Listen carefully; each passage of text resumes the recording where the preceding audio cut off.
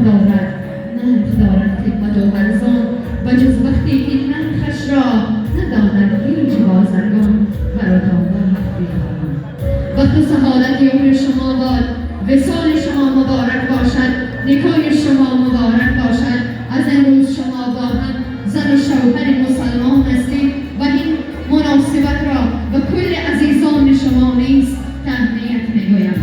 دوستان عزیز، ما آغاز میکنیم بزم امروزه خویش را از سمت و نوای دلنشین حافظان خوش‌آواز که این لحظه در خدمت شما هستند.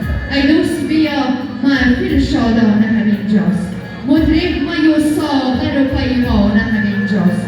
دردانه شناسان جهان را برسانی، دردانه نجویند که دردانه همینجاست، دردانه نجویند که دردانه همینجاست.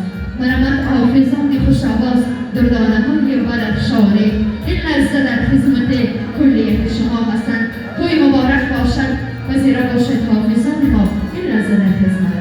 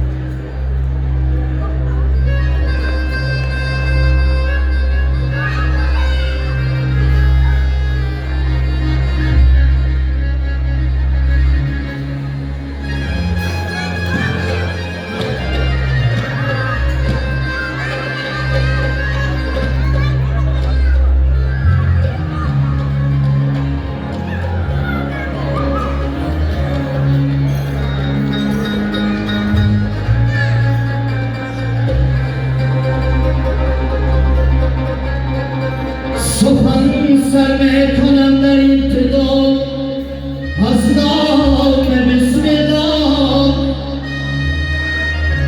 همه نوشم پیاپی شربته از جام بسم الله.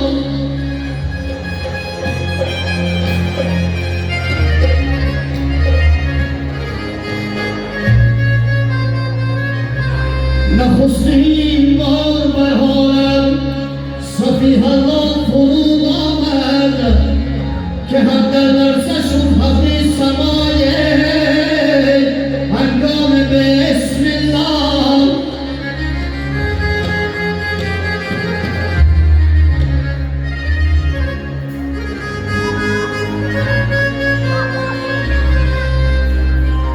ای به بسم الله سلیمان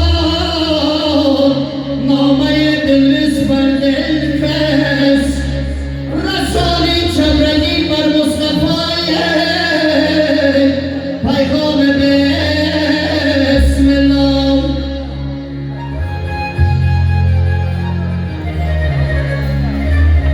شبیه دل حسابی قبر حاضر سخت دشوار است، کند روشن درون گور کاری شام بسم الله.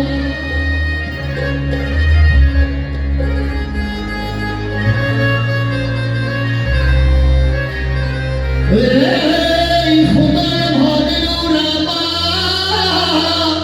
هم بخشنده می باشد، امین است ای عزیزان اول و ای انجام بسم الله.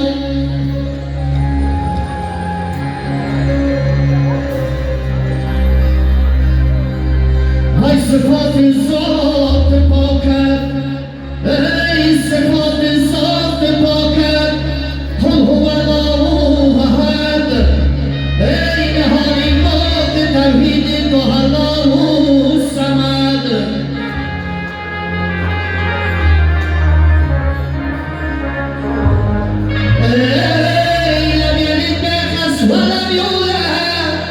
ولا